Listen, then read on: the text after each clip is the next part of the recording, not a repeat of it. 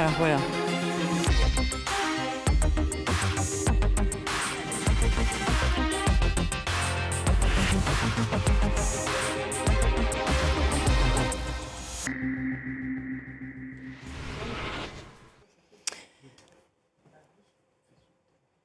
C'est l'heure de politique en partenariat avec Slate.fr et son cofondateur et ancien directeur du Monde, Jean-Marie Colombani. Bonsoir Jean-Marie. Bonsoir Roselyne. Alors c'est un voyage qui se voudrait placer sous le sceau de la rédemption, mais ce déplacement en vérité ne trompe personne. Le président du Rassemblement national est en Israël, officiellement invité par des membres du gouvernement israélien. Jordan Bardella vient d'abord chercher à solder la dette symbolique, celle d'un héritage politique marqué par des décennies de controverses, d'antisémitisme notoire. Certains en Israël refusent d'absoudre le parti créé par Jean-Marie Le Pen, mais beaucoup y voient une cause commune à défendre, l'occidentalisme contre l'islamisme. Et plus prosaïquement, en France, il s'agit aussi de séduire la communauté juive en France. On vient de l'apprendre à l'instant, donc Nicolas Sarkozy, le parquet dans l'affaire libyenne, a requis 7 ans de prison contre l'ancien président de la République et 300 000 € d'amende. On va en parler, l'info vient de tomber. On en parle avec Bruno Jeudi, directeur de la Tribune Dimanche. Bonsoir à vous. Bonsoir Rosine. Catherine Tricot, directrice de la revue Regard. Bonsoir Catherine. Bonsoir Rosine. Et Laurent Geoffrin, directeur du journal Point Info. Bonsoir à vous Laurent. Bonsoir. Et en fin d'émission, la chronique de Véronique Ressoult sur la politique sur les réseaux. Donc l'actualité, ça vient de tomber, je vous le disais, dans l'affaire libyenne. Le parquet requiert 7 ans de prison contre Nicolas Sarkozy et 300 000 € d'amende et une peine d'inéligibilité. On écoute son avocat. Et l'audience a démontré que jamais Sarkozy n'a demandé le moindre financement à Kadhafi. Alors, le parquet a demandé des peines très lourdes. Pourquoi? Pour essayer de compenser la faiblesse de sa démonstration. Voilà l'argument de l'avocat. Alors, si Nicolas Sarkozy est condamné, pour l'instant, ce ne sont, je le rappelle, que des réquisitions. C'est une peine très lourde, 7 ans de prison.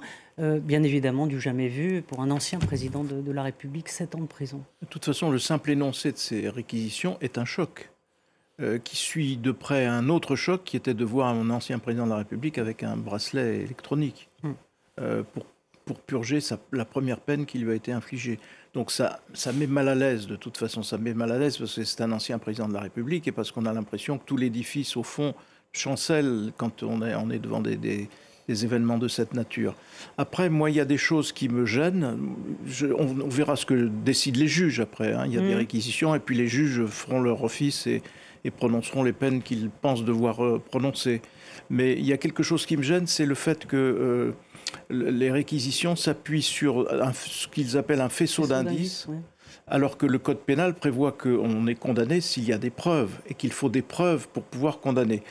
Baptiser faisceau d'indices, les transformer en preuves, c'est une innovation qui n'est nulle part dans les textes, nulle part dans la loi, qui est donc une innovation du parquet en l'espèce pour punir Nicolas Sarkozy. Donc c'est ça qui me gêne parce que, en revanche, cette innovation, passer d'un État à l'autre, c'est une innovation qui n'appartient pas aux juges normalement, qui appartient au Parlement si le Parlement le souhaite. Et puis par ailleurs, si on considère que les faisceaux d'indices sont des preuves, à ce moment, le faisceau d'indices vous conduit à une garde à vue normalement. Donc si la prochaine fois que vous êtes mis en examen après une garde à vue à partir d'un faisceau d'indices, mais à ce moment-là, vous êtes coupable. Donc il n'y a plus besoin de jugement, il n'y a plus besoin de juge. Vous êtes condamné à ce moment-là, si on suit les textes. Donc c'est ce genre d'artifice qui mettent mal à l'aise. Mais par ailleurs, je ne sais pas ce que les juges décideront. Bruno, vous êtes d'accord avec Jean-Marie, c'est une innovation. Et est-ce qu'on transforme des faisceaux d'indices en preuves? 7 ans de prison, ça veut dire qu'il y a des preuves au dossier? Alors c'est à la fois d'abord, la décision des réquisitions est un choc. Le montant demandé des peines est vertigineux quand on ramène ça à la personnalité du principal prévenu, qui est Nicolas Sarkozy, ancien président de la République. Depuis le début de ce procès, et avant même qu'il débute, la question centrale, c'était où sont les preuves formelles. indiscutable. Le procès a fait progresser quand on suit, qu'on a lu, oui, le dossier s'est étayé. Il y a des choses qui sont apparues, qui étaient nouvelles, il y a des témoignages, il y a ce carnet d'un émissaire libyen qui a été retrouvé, dans lequel étaient notés les versements d'argent à l'intermédiaire Takedine, qui ensuite le reversait, selon l'accusation, à des proches de Nicolas Sarkozy, à commencer par Claude Guéant, le principal d'entre eux. Ça, c'est un élément qui était un peu nouveau, qui était un peu resté, j'allais dire, pas connu, et en tous les cas qui n'avait pas été vraiment porté à la connaissance du grand public, et qui est dans ce... Après, pour le reste, on reste un peu sur sa fin, sur les preuves formelles dont la justice dispose. On voit bien qu'il y a plein de choses qui sont absolument ahurissantes. Claude Guéant, ses voyages en Libye... Brice Hortefeux, ses rencontres avec des proches de Kadhafi. Et l'accueil de Kadhafi. Lui, les ministres des collectivités, qu'est-ce qu'il fait là des anciens, des campagnes de baladure, des vétérans des pots de vin, Gobert et compagnie, qu'on voit. Donc c'est vrai que tout ça autour de Nicolas Sarkozy, j'allais dire, rend Nicolas Sarkozy comme coupable idéal, ce que le procureur a décidé. Mais il manque des preuves formelles, mais on est quand même très très mal à l'aise par rapport à ce dossier, même si ce qui paraissait, c'est le cas pour moi, qui connais Nicolas Sarkozy, qui a suivi une grande partie de sa carrière, complètement impossible, on est un peu maintenant devant assailli par le doute. Laurent, vous êtes assailli par le doute aussi ? Oui, pour le moins. Au début, je pensais que ça reposait uniquement sur cette lettre dont l'authenticité était contestée. Je ne sais pas où ça en est maintenant. Mais quand on regarde le dossier, on voit s'accumuler les éléments qui sont quand même très difficiles à expliquer autrement que par un financement secret. Comment est-il possible, s'ils n'ont rien fait, qu'il y ait autant d'éléments à charge ? C'est quand même c'est pas seulement des déclarations de Libyens ou des déclarations d'intermédiaires plus ou moins véreux, tout plus que moins d'ailleurs, mais il y a aussi des écrits. Ouais. Puis il y a de l'argent, et puis il y a l'ouverture d'un coffre à l'opéra, enfin il y a plein d'éléments comme ça. Mais l'argent est difficilement traçable. Alors je ne sais pas si juridiquement, est-ce qu'on peut en déduire la culpabilité à coup sûr ? Je ne suis pas suffisamment juriste pour le savoir. Mais quand vous regardez ça d'un œil, comment dire... Vue d'avion, quoi. Pas vue d'avion, non. Vous regardez de près, vous êtes... Ah, de près, oui. Vous êtes ébranlé, vous dites quand même, c'est bizarre, comment ça se fait tout ça ? Comment expliquer tous ces épisodes, cette volonté, par exemple, de réhabiliter le type qui avait organisé l'attentat contre l'avion près de l'Irlande, là où il y avait eu 140 morts, quand même. Et comment peut-on faire des choses pareilles ? Considérer qu'il faudrait abandonner les condamnations et les poursuites contre le type qui a organisé ça. C'est incroyable. Quand le procureur dit, on a dit, il est extrêmement sévère, quand il dit c'est une opération honteuse, ou enfin il emploie des mots très forts, mais si c'est ça dont il parle, il a raison. Il a raison. Alors ça ne veut pas dire que Sarkozy va être condamné, j'en sais rien. Enfin déjà, on avait dit au moment de la corruption là, à Monaco, mais non, il n'y a pas de preuves, etc. Sauf qu'il a été condamné en bonne et due forme. Et quand on lit le jugement et les réquisitions et le jugement, on dit, bah oui, il était forcément... Et quand on lit la loi sur la corruption, il était forcément condamné. Pas forcément à 20 ans de travaux forcés, mais il n'était pas innocent, ça c'est sûr. Alors, Catherine, vous rejoignez le camp de Jean-Marie, le camp de Laurent. Là, quel est votre avis, dans le fond, de cette affaire Même si, bien sûr, on n'a pas tous les éléments. Jean-Marie a des doutes, non, mais ça n'a pas de rapport avec mes convictions politiques. D'abord, je voudrais dire qu'on est condamné sur la base de la conviction des juges. Ce n'est pas sur la base de preuves. C'est-à-dire que là, le faisceau d'indices va forger la conviction des juges. C'est ça qui va déterminer s'il est condamné ou pas. Et s'il est condamné, ça sera légitime. Et d'ailleurs, si on veut bien faire un pas de côté, il y a beaucoup d'affaires qui reposent sur la conviction. C'est-à-dire que, par exemple, ce sont des faisceaux de preuves qui peuvent permettre de condamner des hommes, souvent, qui peuvent agresser des femmes, quand bien même il n'y a pas la preuve. Quand on porte plainte des années après, il n'y a aucune preuve matérielle. qui peuvent être apportées, il y a un faisceau de preuves. Et c'est d'une conviction. Et les juges, on doit convaincre les juges de la culpabilité. Donc c'est ça qui... Alors moi, au départ, j'étais pas du tout convaincue. En tout cas, ce qui reste dans ma conviction, c'est que Nicolas Sarkozy n'a pas eu de l'argent personnellement. D'ailleurs, c'est ce que dit, si vous écoutez un peu ce que dit l'avocat, il dit qu'il n'a pas demandé d'argent, Nicolas Sarkozy. D'ailleurs, je crois pas ce n'est pas de l'enrichissement personnel. Voilà. Oui, mais je veux dire très clairement. Mais on va financer sa campagne électorale.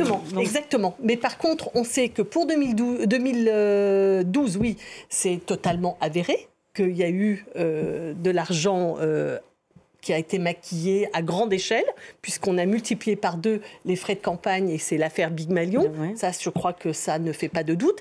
Et ça veut dire que Nicolas Sarkozy, pour la bataille politique, pour gagner une campagne politique, je pense qu'il considère que il faut mettre l'argent, il faut mettre les moyens. Et que moi, ce que j'ai lu, je suis là en l'occurrence, je suis comme vous, c'est-à-dire que j'ai suivi les audiences et je me disais à chaque fois, mais qu'est-ce que c'est que ce délire, quoi ? C'est la somme des choses qui se sont révélées au fil des audiences. Ce n'est pas possible que ce ne soit que des circonstances, que des bizarreries, quoi. Un coffre dans lequel on peut rentrer debout, toutes ces mallettes qui sont transportées, tous ces gens qui font des voyages en Libye, et par ailleurs, cette réception qui a été donnée à Muammar Kadhafi, qui était complètement scandaleuse. Et moi, ce qui me préoccupe le plus, et en fait, au fond, ce qui me taraude le plus, c'est ce qui s'est passé après. C'est est-ce que la guerre en Libye a à voir avec ça? Parce que ça, c'est vraiment, vraiment ultra grave, parce que ça a déstabilisé la région, ça a créé vraiment un nœud, enfin un foyer de désagrégation du pays. Pas simplement de la Libye, hein, c'est de la région. Oui, bien sûr. Et est-ce que tout ça est lié? Et ça me terrifie de me dire que ça ait à voir avec ça. Et j'avoue que j'ai tendance à me laisser embarquer dans cette pente. On va attendre le jugement qui est prévu. Vous savez, vous connaissez la date à la rentrée. On va parler de Jordan Bardella, qui est donc, je vous le disais, en Israël pour une conférence sur la lutte contre l'antisémitisme. Je vous propose d'écouter le président du Rassemblement national. Moi, je ne fais pas de commentaires sur des opérations militaires ou sur des opérations de guerre qui sont en cours.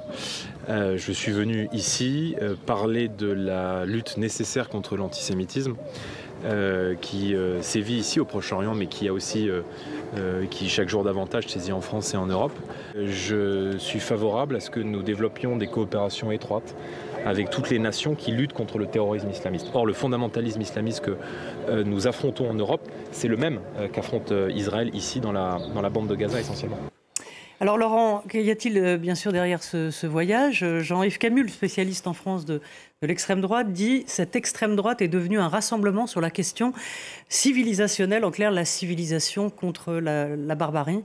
Il y a certains disent c'est une réhabilitation du Rassemblement national, la fin de la dédiabolisation, mais c'est beaucoup plus vaste que ça. C'est une alliance, dans le gros, font cause commune contre l'islamisme. Il faut comprendre, l'invitation émane de gens d'extrême droite. Absolument. C'est pour ça que l'association qui a organisé le colloque, la discussion, et je crois que le ministre aussi, il est d'un parti très extrême. Et donc, c'est une solidarité entre partis d'extrême droite, en fait. Oui, c'est ça. Bon. Et pourquoi cette solidarité existe? Parce que y a un certain nombre de gens de l'extrême droite israélienne, parce que le Rassemblement national n'est pas le seul à avoir été invité, il y a d'autres partis d'extrême droite, et considèrent que dès lors qu'on est contre les musulmans, c'est bon. Oui, c'est ça. Ouais. Et tout le reste, c'est pas grave. On n'en parle plus, quoi. Alors même que le Front National, enfin le Rassemblement National, certes, a gommé largement l'antisémitisme de son discours public, ça c'est vrai. Et probablement un certain nombre de ses dirigeants ne le sont pas ou ne le sont plus. Mais la base de la fondation du parti, son existence pendant des décennies, et la manière dont ce parti a rendu hommage à son fondateur.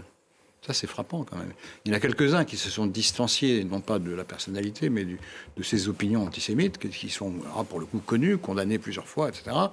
Le parti a été extrêmement discret là-dessus. Donc il est encore louche. Il est encore bizarre.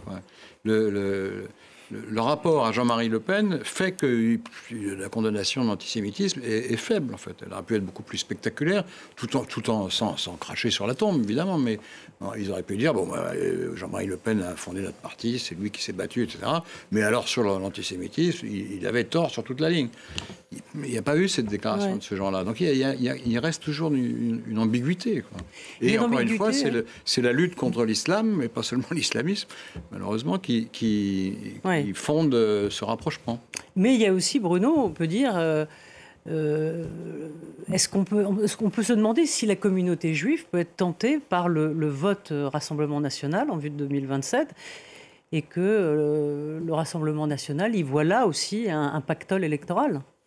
Alors c'est déjà un petit peu le cas si on regarde, même si faut manier ces données-là avec beaucoup de précautions lors de la dernière présidentielle et lors des derniers scrutins, il y a eu quelques études, mais bon, elles sont fragiles pour les élections législatives de l'été dernier. Il y a une tentation dans une partie de la communauté juive française, cette radicalisation qui évidemment est post-7 octobre.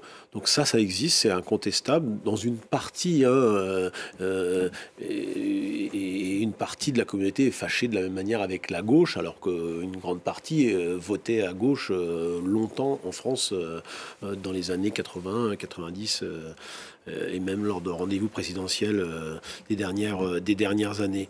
Moi, je crois quand même que, même si j'entends ce que dit Laurent, effectivement, c'est une invitation qui émane de l'extrême droite, essentiellement à des représentants de l'extrême droite, des partis d'extrême droite européenne. Et Jordan Bardella a sauté sur l'occasion pour y aller. Oui, c'est le club de l'extrême droite. C'est quand même un pas de plus vers la normalisation, avec un point d'interrogation sans point d'interrogation comme vous l'indiquez sur votre bandeau. Pourquoi ? Parce qu'il faut voir ce que ça représente. Et pour Marine Le Pen, c'est probablement la possibilité dans quelques années d'y aller. Aujourd'hui, c'est Bardella et non un Le Pen qui fait ce pas. Comment ? Il y avait une Le Pen. Marion Maréchal. Marion Maréchal, mais en tous les cas, la fille de Jean-Marie Le Pen, ce serait encore plus symbolique. Et on voit bien que c'est ce vers quoi ils veulent aller.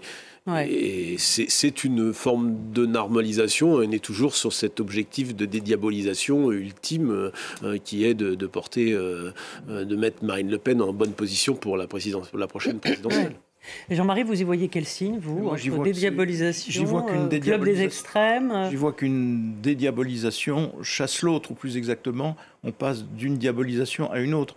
On peut se réjouir, en effet, que le Rassemblement national, par la voix de Jordan Bardella, affiche son hostilité à l'antisémitisme. Alors de là à dire qu'ils sont désormais le seul rempart contre l'antisémitisme, il va certainement un peu loin, parce qu'il y a quand même pas mal de racines racistes dans ce mouvement d'extrême droite.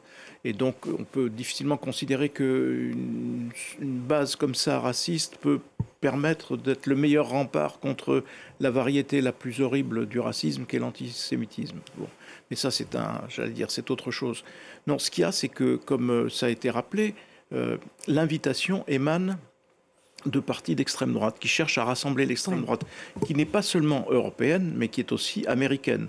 Parce que l'évolution aujourd'hui du régime trumpiste tend vers quelque chose qui commence ou qui va, sans trop tarder, ressembler à l'extrême droite. Et là, donc, c'est l'extrême droite qui parle à l'extrême droite.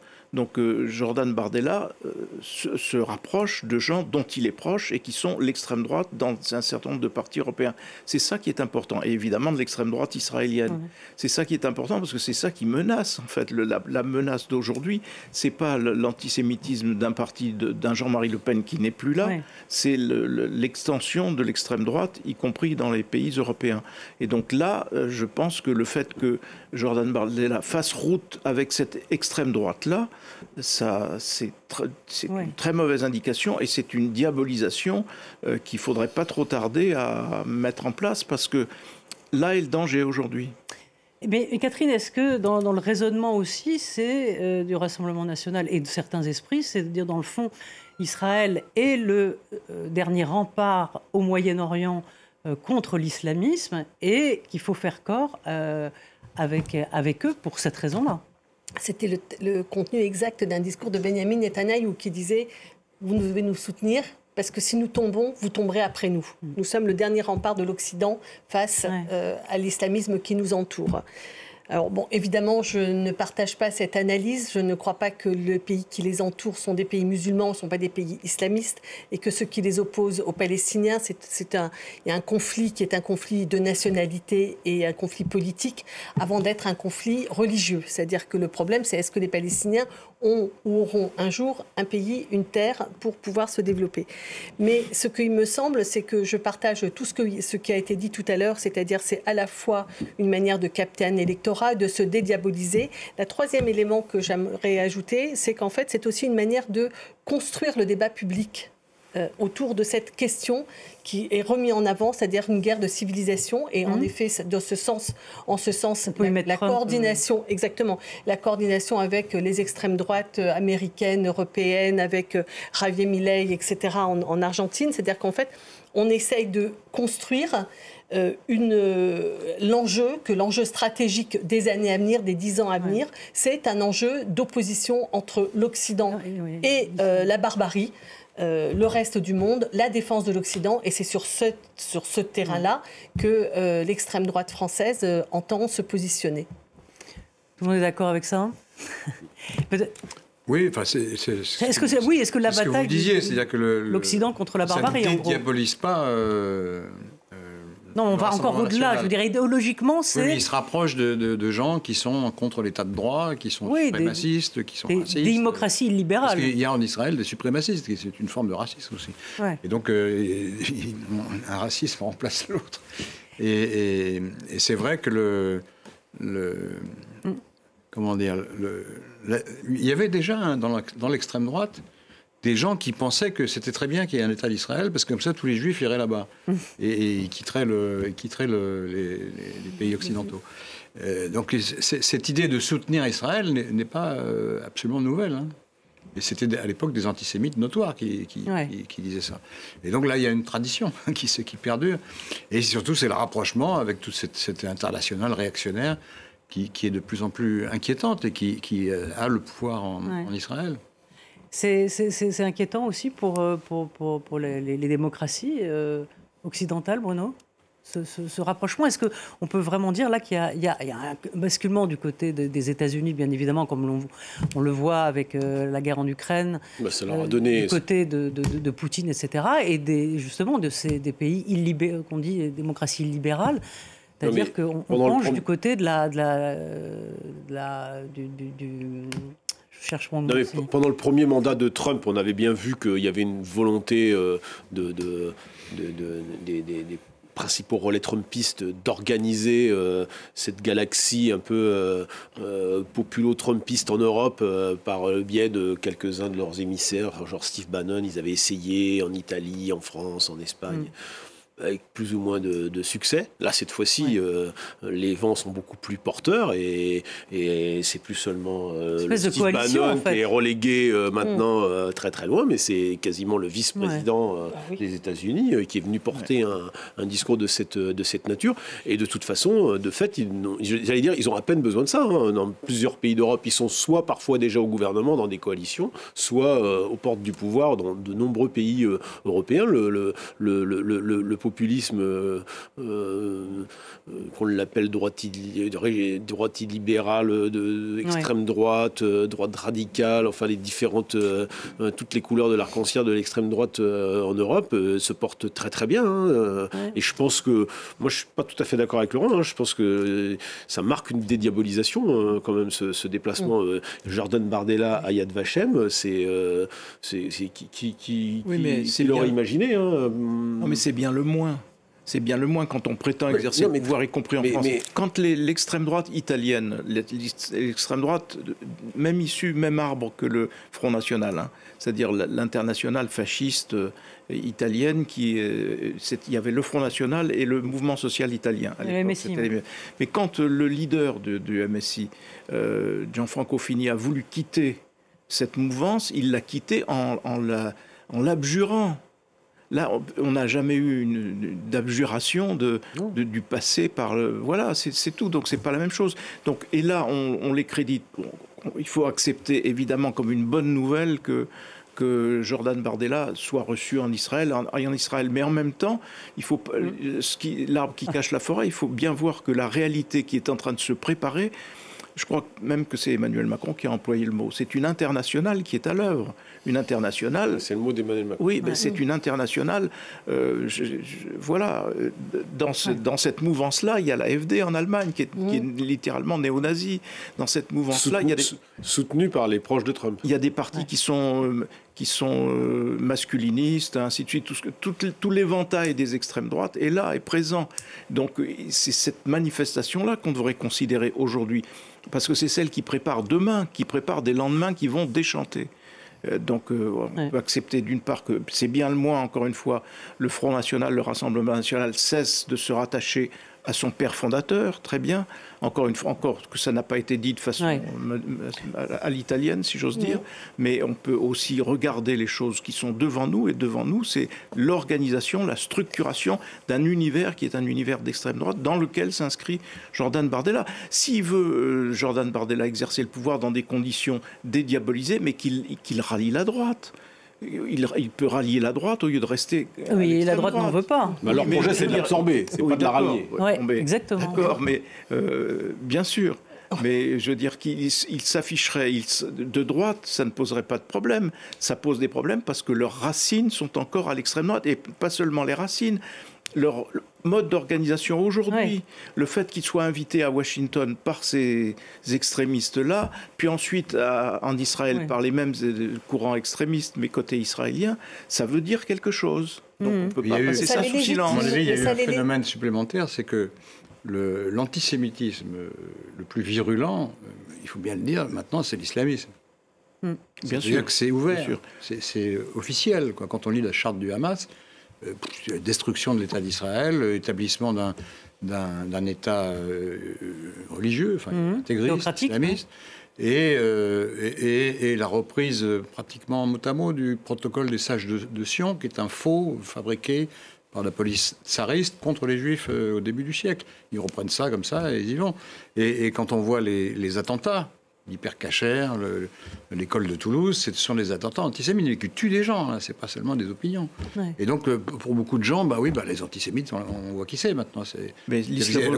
Comme c'est ouvert et violent, ça éclipse toutes les ambiguïtés très louches du Rassemblement national. Je voyais aussi l'islamo-fascisme existe. Il existe, il est aussi un danger immédiat et permanent si on écoute les services. Catherine, de toute façon, je veux dire, les islamistes antisémites et les extrêmes droitistes antisémites.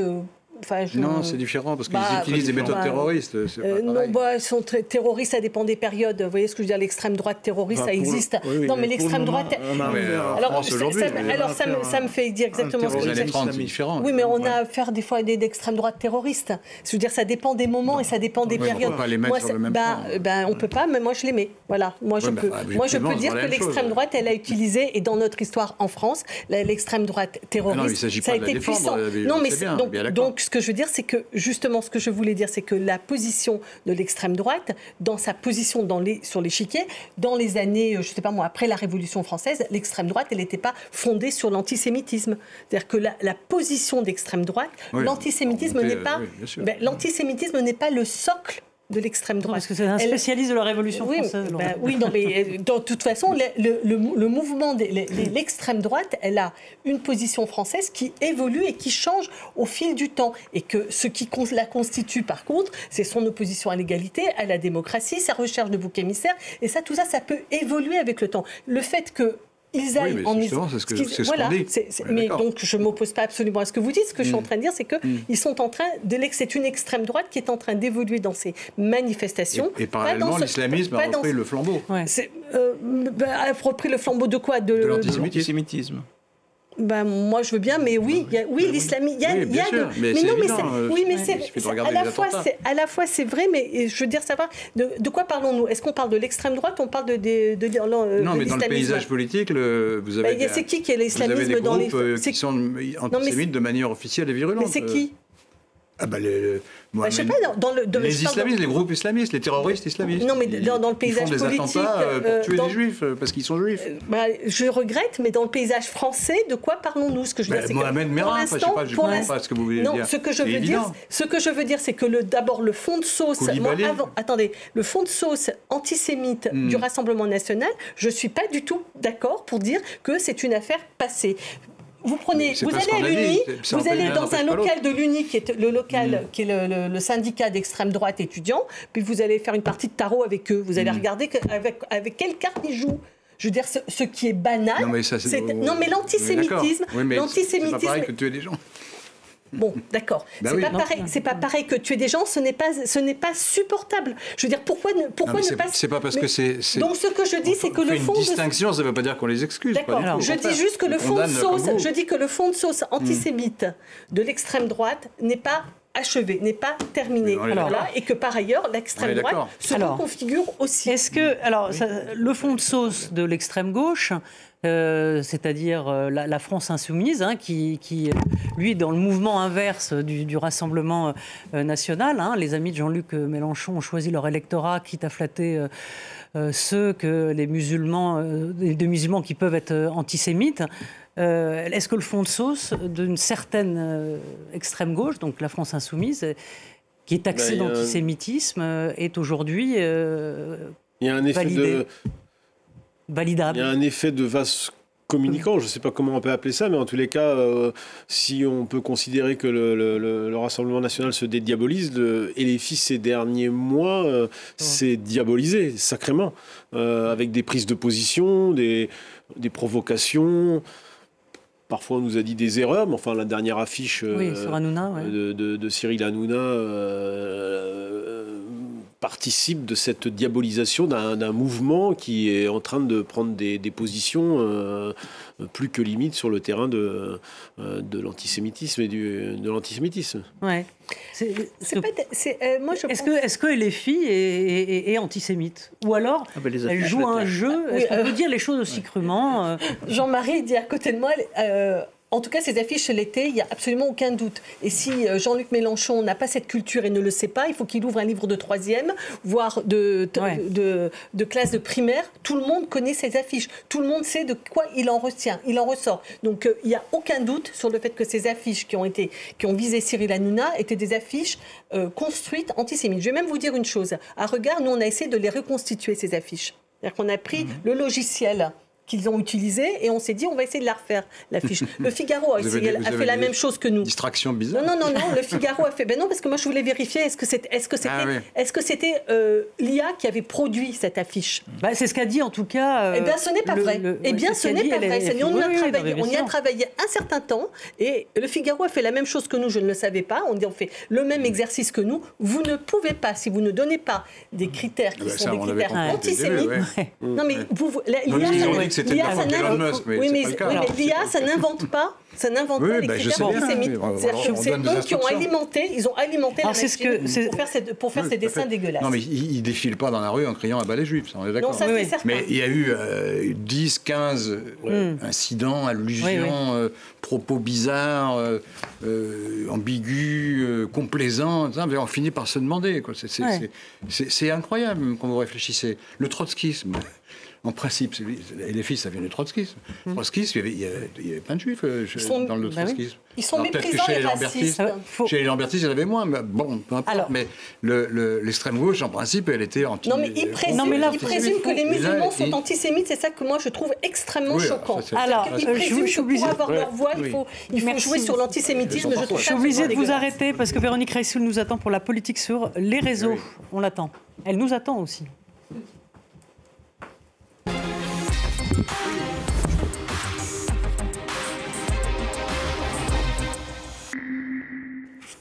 Bonjour ma chère Véronique, désolée on vous a fait attendre, mais on était dans un débat passionné. Mais oui, donc cette semaine, tout le monde l'a un peu oublié, mais François Bayrou Comment ça, tout le monde l'a oublié? Non, mais bon, il y a une actualité internationale. Pauvre François Bayrou, il est un peu écrabouillé par cette actualité. Il a fêté ses 100 jours à Matignon. Est-ce que ce symbole a marqué l'opinion, ce décompte symbolique? En tout cas, pour lui, c'était important. Donc Matignon a fait un petit film que je vous laisse regarder rapidement en fond, voilà, c'est une petite vidéo qui a été partagée sur les réseaux sociaux et qui permettait de se rappeler toutes ces choses formidables qui sont passées pendant ces 100 jours. L'idée, c'était de rappeler une histoire positive et de rappeler combien ces 100 jours avaient été actifs. Autant vous dire que ça a été peu commenté, peu relayé.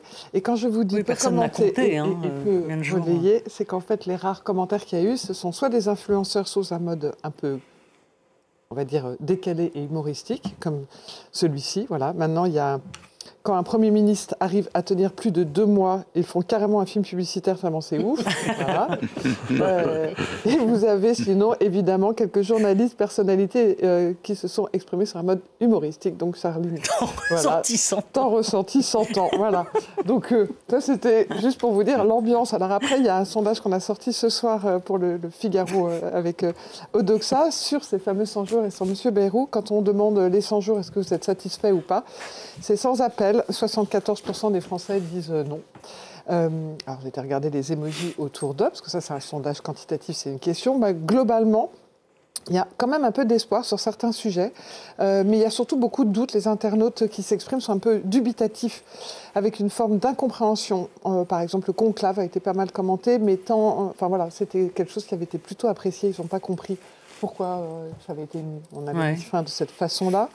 Un sentiment d'immobilisme qui ressort beaucoup et un poison lent, celui de Bétaram, qui est aussi là et qui est régulièrement cité. Ce qui fait que quand on regarde dans le sondage, on revient au sondage, sur les points d'image et qu'on demande comment trouvez-vous M. Bayrou sur un certain nombre d'items qui étaient proposés, eh bien 40% des Français considèrent qu'il a des convictions profondes, 36% qu'il est sympathique, 35% qu'il est courageux, 28 honnête, 28 proche des gens, 23... 18% charismatique. Voilà. Bon. Donc globalement, il n'y a pas un seul critère au-delà de 40. Mais bon, il est encore sympathique, courageux, avec des convictions profondes. Et en même temps, on pourrait se dire, mais voilà, avec des résultats comme ça, est-ce que censure ? Eh bien, quand on pose la question aux Français, on va dire que globalement, les partisans, les militants de l'opposition, oui, disent qu'une censure, ça serait bien. Mais globalement, même si c'est majoritairement oui, et qu'on regarde, c'est toujours intéressant de regarder les extrêmes, et on s'aperçoit qu'il y a un peu une logique de à quoi bon, et globalement, quand je regardais les commentaires, c'était beaucoup disaient, est-ce qu'il y aurait quelqu'un qui ferait mieux, le sujet, c'est l'Assemblée, voilà. Donc voilà. Alors on va comme d'habitude, parce que c'est votre passion, les États-Unis, et vous nous parlez de la fameuse fuite sur Signal. Vous n'aviez pas suivi cette fuite. Non. Sur Signal. Alors, je suis désolée. Il y a un journaliste de The Atlantic. Ah si, bien sûr. Voilà. Mais si, Damned. Oui, ça m'étonnait quand même. Donc il a été inclus. Oui, pardon. Par devers son gré. Il faut suivre l'actualité en ce moment. Voilà, dans un groupe Signal qui réunissait donc tous les hauts responsables américains. Ah ouais, c'est une histoire qui était consacré donc aux frappes contre les Houthis, ils ont partagé les plans d'attaque détaillés des raids contre les groupes rebelles chiites au Yémen. Donc ça, lundi, il a juste dit qu'il avait été inclus. Puis mercredi, il a dit puisque c'est pas si grave que ça, puisque c'est ainsi que M. Trump a répondu, c'est on va les publier. Donc, je ai juste pris une capture d'écran de tout ce qui a été publié. Donc, ça vous donne une idée du ton des hauts responsables qui parlent avec des émojis. Donc, vous voyez, l'émoji est définitivement universel. Et globalement, on voit au titre, c'était sans équivoque. Donc, on se dit, l'affaire est terminée. Figurez-vous qu'aux États-Unis, alors moi en France, mais ils se sont régalés. Et moi, comme vous me demandez toujours, vous n'auriez pas quelque chose de rigolo ? Moi, j'ai envie de partager avec vous ces bons moments de fou rire que j'ai eu avec ça. Alors, vous savez ce qu'il y a un mème maintenant, vous êtes imbattable. Incollable. Eh bien, la mère de Madame Kardashian, Kris Jenner, par exemple, on la voit, et ça a été un festival ils se sont moqués tous de l'amateurisme de cette équipe. Donc, Madame Jenner, c'est moi lisant les secrets nationaux après avoir été inclus par hasard. Donc, elle est en peignoir, chill dans son lit. Allez, hop, je regarde les secrets des combats. Vous avez évidemment Monsieur Poutine qui a été invité dans l'histoire, et hop, il est là. Hey guys, regardez, hop, je regarde les messages du secrétaire de la Défense, et hop, on y va. Évidemment, il y a la petite blagounette de « j'ai été invité, personne ne m'a vu ». Hop, je vous la laisse celle-là parce que je l'aime bien. C'est Maintenant, on ne vous voit pas du tout qu'il y a un intrus. Pourquoi vous... Franchement. Donc voilà, des blagues de ce type-là, il y en a eu des palanqués. Et évidemment, le fondateur de Signal, ça fait plaisir, Moxie Marlon Spike, qui nous a fait... Il y a tellement de bonnes raisons d'être sur Signal. Cela inclut désormais la possibilité pour le vice-président des États-Unis d'Amérique de vous ajouter au hasard à un groupe de discussion pour la coordination d'opérations militaires sensibles. Ne laissez pas passer cette opportunité, franchement. Mais un niveau d'amateurisme rarement atteint. Comment ce journaliste s'est retrouvé sur cette liste? Enfin, comment c'est possible? Pour préparer, je me suis dit, il ne faut pas que je mette trop, mais c'était difficile de choisir, on ne peut pas savoir.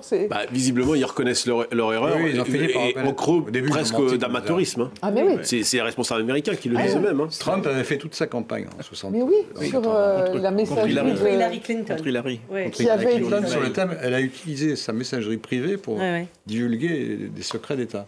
Toute sa campagne, il a fait là-dessus. Il faut la mettre en prison. Ouais. Et là, alors on se demande qui va aller en prison, là, parce que c'est le président lui-même. Mais elle a réagi, elle s'est énervée en disant « Ah bah tiens, je croyais que... » Enfin bref. C'est une erreur de routage. Il pensait l'envoyer à Poutine.